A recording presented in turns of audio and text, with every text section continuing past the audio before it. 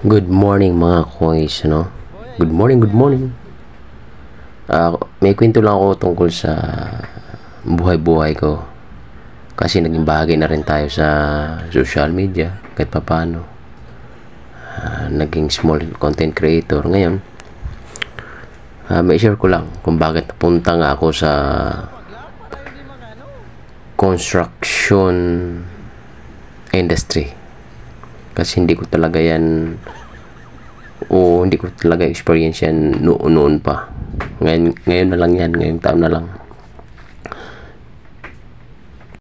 Ngayon mga koes, last 2023 may apply ako pa ibang bansa. So ang nangyari,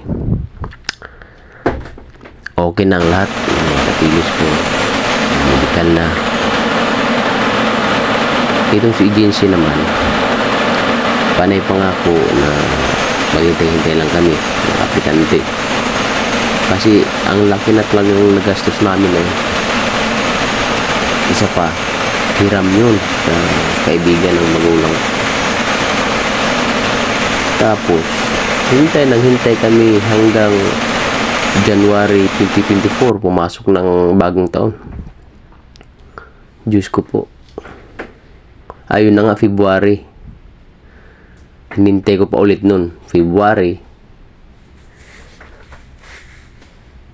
Naku, wala pa rin talaga. Ayun pala, ay napinding na yung application namin at saka yung agency sa ibang bansa at saka agency sa Pilipinas ay hindi nagkasundo. Kaya, anong nangyari? Hindi nga kami nakatuloy. Napakasaklap noon. Parang mabagsakan ako ng sandamakmak na bato. Kasi hiram nga lang yung panggastos noon eh. First time ko pati sana mag-abroad nung time na yun. Pero sabi ko, grabing challenge na to. Pero accept natin, no choice tayo. Kaya naman ang nangyari ulit no. Ang pinsan ni Mrs. na may asawang engineer ay may project dito sa Manila.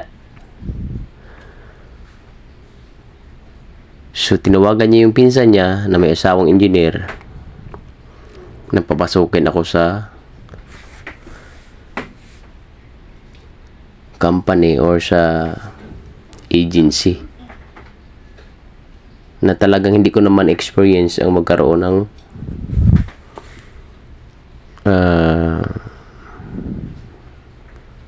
tungkol sa construction.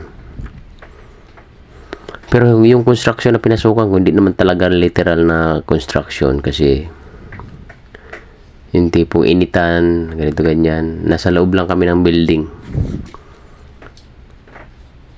Siguro magkano na ako dito, 3 months nasa loob lang ng building. Pag uuwi ka lang sa kamainitan kasi hindi pwedeng lumabas na pag tanghali. At yun na nga, kasi maraming may nagtanong nga sa akin na siyempre nagiging proud na nga rin ako sa trabaho ko at sobrang dami ko nang natutunan mula nung nagkatrabaho ako ng pagiging construction worker. Kasi dati talaga ang trabaho ko security guard. Kaso hindi ako nakapag-renew ng aking requirements dahil na rin akala ko nga ay makapag-abroad ako last year. So wala talaga akong nangyari. Wala talagang akong nagawa. Dahil nung papasok ng March ay wala na talagang budget.